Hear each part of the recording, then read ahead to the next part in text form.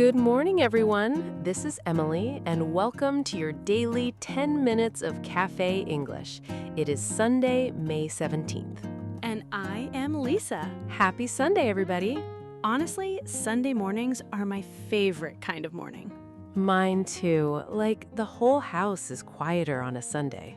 Right? Even the street outside feels softer. Fewer cars, fewer footsteps.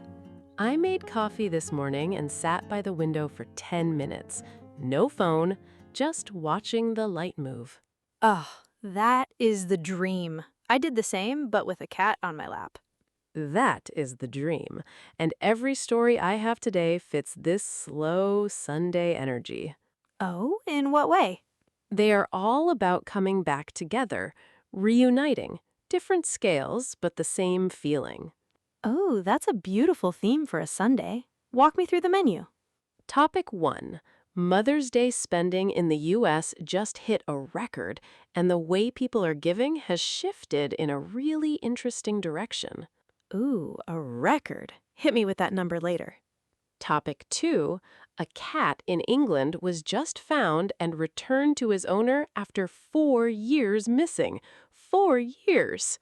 Wait, 4 years? Oh my gosh, that's the kind of story I cry over. Same. Topic 3. A company called Lime, the e-scooter people, just filed for an IPO after 6 years of saying they would. 6 years? So they finally pulled the trigger? They finally pulled the trigger. Today's keyword is reunite. Reunite. Ugh, I love that one. Such a warm word for a Sunday. If you're new here, we're 10-minute daily cafe chat. 3 real stories, no rush, no textbook. Just the kind of English you'd actually use over coffee. Hit subscribe so tomorrow's chat is here when your Monday starts. Thanks for being here. Let's start with Mother's Day. Take me there. So, Mother's Day in the U.S., the big retail group just released their 2026 numbers. Oh, the annual one. Hit me. They are honestly wild this year. Ooh, give me the headline. Total spending is projected at $38 billion. Wait, 38 billion with a B? With a B. That is an all-time high. That is just for one day. Reframes the whole holiday in my head. Right? And per person, the average budget is $284.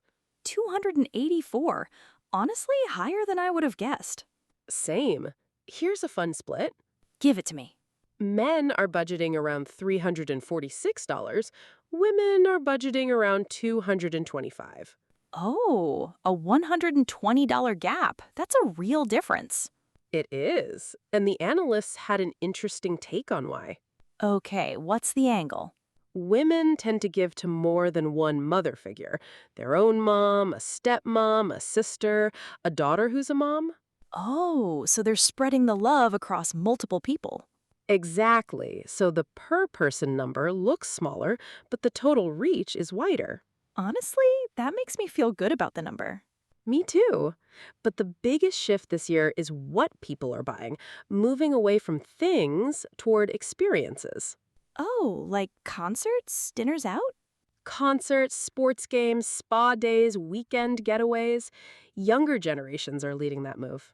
That tracks. My friends and I would way rather go somewhere with our moms than wrap a gift.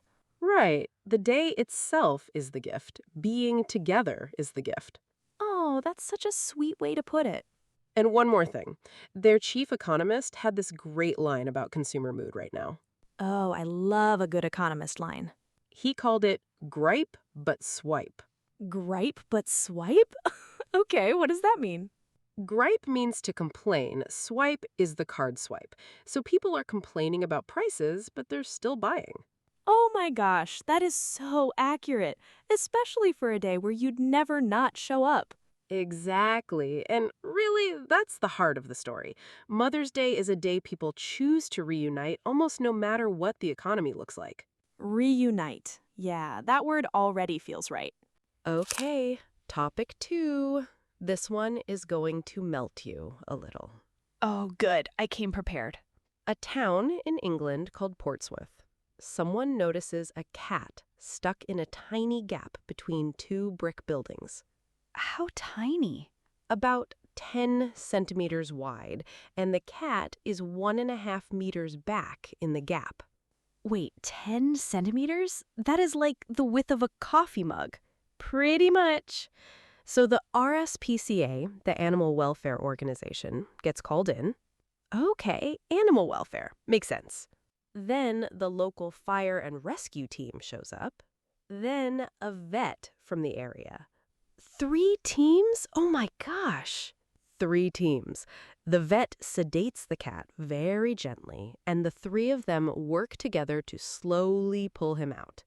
I love that they went full hero mode for one cat. Right? And the officer who led the rescue said something so simple and so beautiful. She said, "It took all of us to get him out, and somehow he came out unharmed." Unharmed after being wedged in there? That is a small miracle. A small miracle, and then the story gets even better. They scan his microchip. Oh, the chip. Please tell me he's somebody's cat. He is. His name is Alfie, and he's 10 years old. Alfie. Oh, that name is already so cozy. Right? And he'd been listed as missing since 2022. 2022? Wait, that's 4 years. 4 years missing. Where was he this whole time? That's the part that gets me. The owner's old house is just 2 streets away from where they found him. 2 streets? So he was basically living in the neighborhood the whole time. The whole time. 4 years, 2 streets. Oh, I cannot. He was so close and nobody knew. Nobody knew. And a vet and a fire crew and a charity show up for one tiny life, and the microchip closes the loop. That's what microchips are actually for. I'm going to double-check my cat's chip after this. Same energy. So after some treatment for his coat, Alfie went home, reunited with his owner, Mandy. Reunited after 4 years? Honestly, that's the whole key word in one sentence.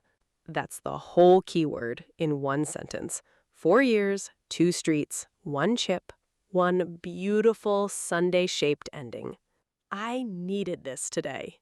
Okay, last one. Different vibe, but still about something coming back around. Take me there. You know those green electric scooters and bikes in cities? The company is called Lime. Oh, yes, I have ridden those so many times. Always feels like cheating in the best way.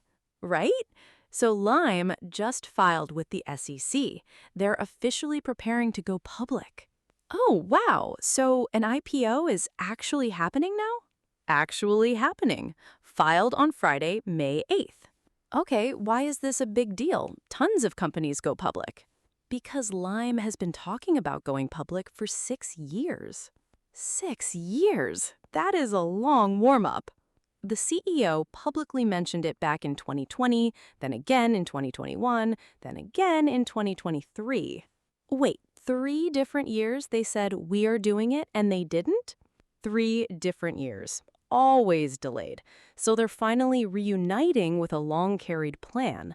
Oh, I love that framing. The plan and the reality finally meet again. Exactly. And the numbers tell an interesting story. Ooh, hit me with the numbers. Revenue is up and cash flow is positive. Okay, so why now and not earlier? Here it gets real. They have about $1 billion in short-term debt, and $675 million is due by year-end. Oh, so the IPO is not just ambition, it's partly necessity. Partly necessity. The filing basically says without new money or renegotiated debt, they wouldn't have enough cash to operate. Wow, that's honest for a filing. Very honest. And here's another wrinkle. About 22% of last year's revenue came from the UK alone. 22% from one country? That's a lot of eggs in one basket. A lot of eggs. And about 14% of revenue comes through the Uber app. Wait, Uber drives Lime customers? Uber invested years ago and lists Lime scooters in their app in some cities. Partners and a bit dependent at the same time. A very modern business relationship. Very. And my favorite line in the filing is the risk list. They actually listed potholes. Wait, potholes? Like in the road? Literal holes in the street. Scooters get damaged when they hit them. Oh my gosh, the most ordinary thing showed up in an SEC filing? Right? But that's the point. Debt, one country, one app, the road, all on one page. So it reads like an honest letter. After 6 years, that honesty is the gift. Okay, looking back at today, a record Mother's Day where the gift is time together, That one really stuck with me. a cat coming home after 4 years and 2 streets, and a scooter company finally meeting a plan from 2020. Honestly, 3 perfect Sunday stories, all about coming back together. Which brings us right back to today's key word, reunite. Reunite. Such a soft, warm word. It just means coming back together. Exactly. Verb is reunite, noun is reunion. You can reunite with family, with an old friend, even with a pet. Right. And it always carries this feeling of we were apart and now we are not. That is the heart of it, a quiet kind of relief built into the word. Oh, I like that. A quiet relief. Such a Sunday word. Today we had reuniting on 3 scales. Right. 3 sizes of the same word. A family at a kitchen table, a small reunion with a pet or a friend who has been far away, Got it? B. a quiet personal reunion with something inside you that you set aside this year. Oh, that's a Sunday question. Honestly, I'm leaning C, the internal one. That fits you. I'm between A and C, but probably A. Sundays make me think of the table. Yeah, that's very you. Always the gathering one. Let us know your A, B, or C in the comments. We read every single one. And if today's chat made your Sunday a little softer, hit subscribe so tomorrow's is ready for you. Thanks for spending these 10 minutes with us. Have a slow, warm Sunday. See you tomorrow, everyone.